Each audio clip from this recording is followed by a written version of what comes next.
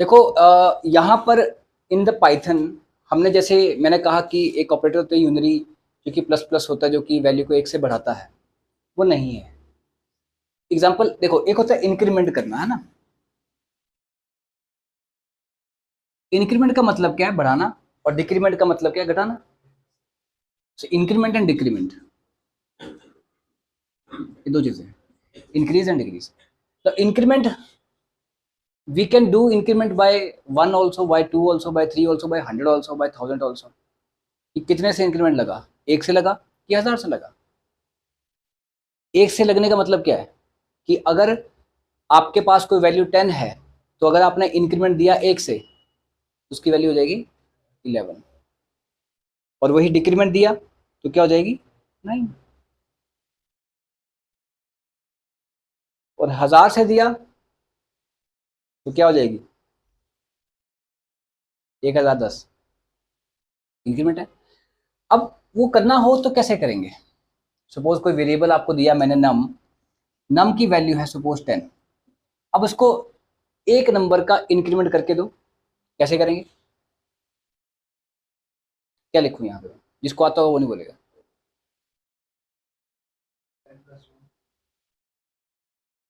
यहाँ पे लिख दें 10+1। किसमें? नम में। ऐसे है ना। जी सर, प्रिंट लिखेंगे उसके लिए प्रैक्टिकल। नहीं, शो नहीं करना अभी मैंने, सिर्फ नम में वैल्यू बढ़ानी है। शो नहीं करना मैं नम में वैल्यू बढ़ानी है ना। कोई डिस्प्ले नहीं करना मैंने। ओके। अब जैसे सपोज करो कि हमें जो मैंने एक प्रोग्राम लिखना है, अभी तो मुझे पता है कि ये वैल्यू 10 है, मैंने डाली हुई है, तो आप लिख दिया 10+1, मान लिया। कई बार ऐसा होगा कि अभी जो वैल्यू जो असाइन हो रही है वो कौन कर रहा है? Programmer itself. वही कर रहा है ना। जो प्रोग्रामर है, जो प्रोग्राम लिख रहा है, वही असाइन कर रहा है वैल्यू वेरिएबल को। कई बार ऐसा भी तो हो सकता है कि वैल्यू कौन असाइन करे? जिसको एप्लीकेशन आप बना के दे रहे हैं, वो भी तो वैल्यू डाल सकता है कि भाई इसका मुझे सम करके दो। जैसे आप यूज़ करते हैं, कैलकुलेटर यूज़ करते हैं, तो कैलकुलेटर जब यूज़ करते हैं तो वैल्यूज़ आप डालते हैं, पर जिसने कैलकुलेटर बनाया है उसके पीछे प्रोग्रामिंग हुई पड़ी है, इतना तो आपको पता होना चाहिए। तो आप वो इनपुट कौन दे रहा है नंबर की? फिर आप दे रहे हो, आप मतलब एंड यूज़र, प्रोग्रामर नहीं जिसने प्रोग्राम बना के रखा है। तो वो कह रहा है कि बस आप जो नंबर डालोगे, अगर आप बोलोगे ऐड करने के तो मैं ऐड कर दूंगा, सब्ट्रैक्शन करने को बोलोगे सब्ट्रैक्शन कर दूंगा। उसने पहले से प्लान बना के रखा है कैलकुलेटर में। There is the plan. उसको तोड़ना कभी कैलकुलेटर को, जो पुराना हो चुका होगा, उसमें चिप निकलेगी एक, देखना उसको। तो मतलब दैट इज प्रोग्राम्ड। उसके अंदर प्रोग्रामिंग डाली जा चुकी है, उसके अंदर इंस्ट्रक्शन डाली गई है। तो अभी तो हमने 10 खुद असाइन किया, ये तो आपने बोली सर 10+1 कर दो। कल को सपोज मैंने ऐसा प्रोग्राम लिखना है कि मुझे नहीं पता कि यहाँ पे नम में कोई वैल्यू आने वाली है, कौन सी वैल्यू आएगी कौन सी नहीं। मैं चाहता हूँ कि जो भी वैल्यू आए उसमें फिर आगे अगले स्टेप पर इंक्रीमेंट होना चाहिए। तो मुझे तो पता नहीं 10 आने वाला कि 20 आने वाला, कि पता है प्रोग्राम में नहीं पता, तो क्या करेंगे?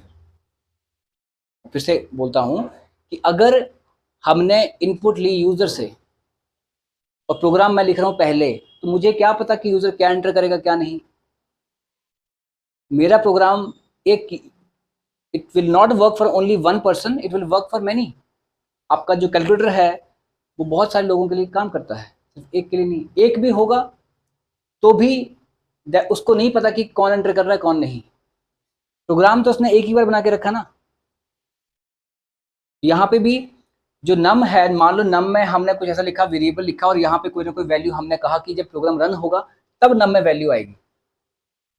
तब मैं क्या लिखूं? फिर मुझे क्या पता कि 10 आएगा कि क्या 20 आएगा? फिर इंक्रीमेंट कैसे होगा? हो सकता है। हाउ वुड आई नो यहाँ पे 10 आएगा? नहीं पता ना। फिर क्या करें यहाँ पर?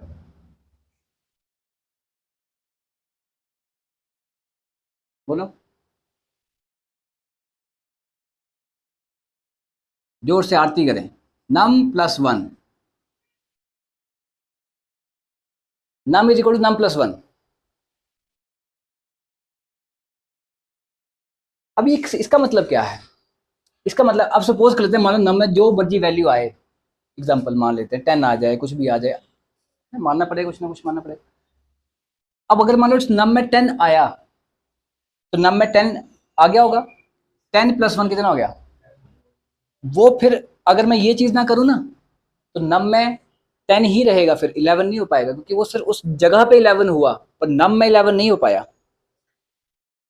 यहाँ पे 11 अगर आ रहा है तो अगर मैं लिखूंगा प्रिंट और पूरा इसमें डाल दूंगा तो 11 शो करेगा ये, but it does not mean कि नम में भी 11 हो चुका है। इसका ये मतलब नहीं है कि नम में भी 11 हो चुका है, नम में 10 नहीं है। तो अगर नम में 10 है तो हमें क्या करना पड़ेगा, उसमें इंक्रीमेंट करने के लिए यहाँ पे लिखना पड़ेगा num is equal to num plus 1। It is a variable that we have studied and it can change its value. So अगर नम में 10 पड़ा होगा सपोज पहले, तो आपने यहाँ पे लिखा 10 नम में पड़ा है, +1 कितना हो गया? 11। यहाँ पे 11 हो गया, इस स्टेप इस जगह पे वो किसको साइन हो गया? फिर नम को ही साइन हो गया, तो 10 था वो कितना हो गया? 11। क्या ये क्लियर है? अब आपकी मर्जी है, इसको नम +1 करना है, नम +2 करना है, नम +3 करना है, दैट इज योर विश। अब ये जो स्टेप मैं लिखा नम इज इक्वल टू नम +1, कहीं कहीं ये आपको ऐसा भी लिखा मिलेगा नम +=1। इसे कहते हैं एडवांस असाइनमेंट ऑपरेटर। कैसे? असाइनमेंट देखा आपने, इक्वल टू होता है, ये भी क्या है? इक्वल टू, ये +=2 है, जैसे += बेसिकली। अब इसका मतलब क्या है? सेम मतलब इसका भी, कहीं ऐसा लिखा मिले, it means this num is equal to num plus 1, num plus equal to 2, it means num is equal to num plus 2. In same in the case of plus, same in the case of minus, same in the case of multiply, same in the case of modulus, same in the case of everything. Getting? So this is what basically advanced assignment operators. ऐसा अगर लिखा मिले तो इसका मतलब यही लेके चलना, this is basically use for increment. और डिक्रीमेंट होना होगा तो क्या करेंगे?